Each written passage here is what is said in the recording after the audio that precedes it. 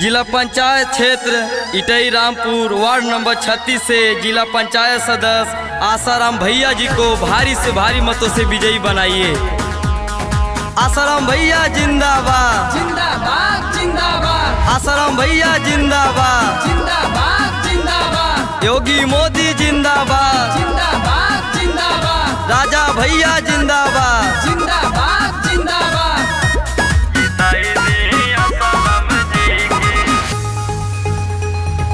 Ward number 36 के भगिया जगई है, खुशी से झूमी सारा गाँव हो।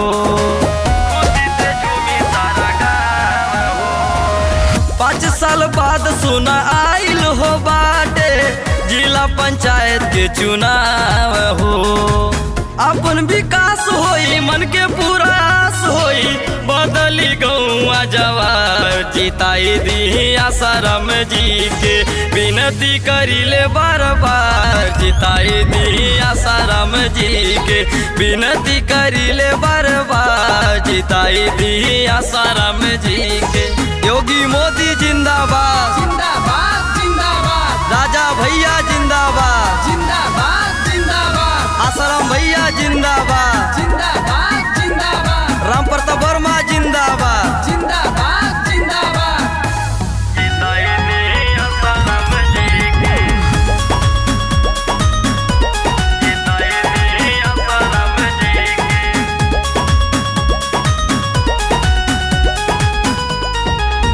यदि मन रही चंगा त कठौती में गंगा, भाई इनका समय में होके पाई नहीं दंगा।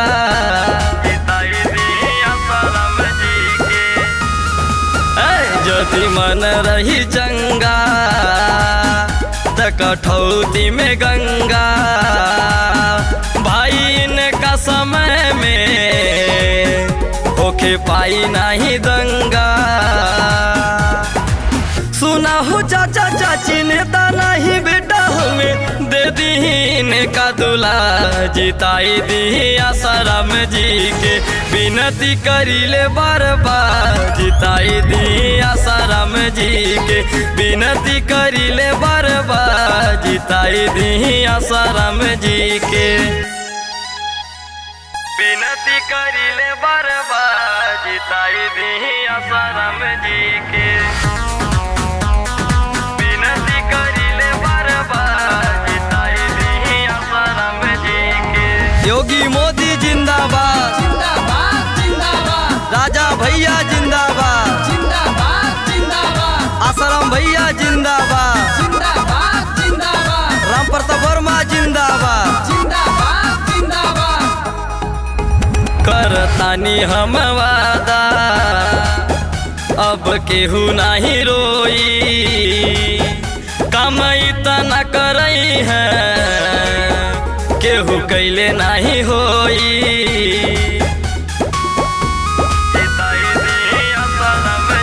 करतानी हम वादा अब केहू नहीं रोई, काम इतना करई है केहू भूखा नहीं सोई। दी आशीष भाई आसाराम जी के रही खड़ा हर बार। जिताई दी आसाराम जी के विनती करिले बार बार। जिताई दी आसाराम जी के विनती करिले बार बार। जिताई दी आसाराम जी के। जिताई दी आसाराम जी के।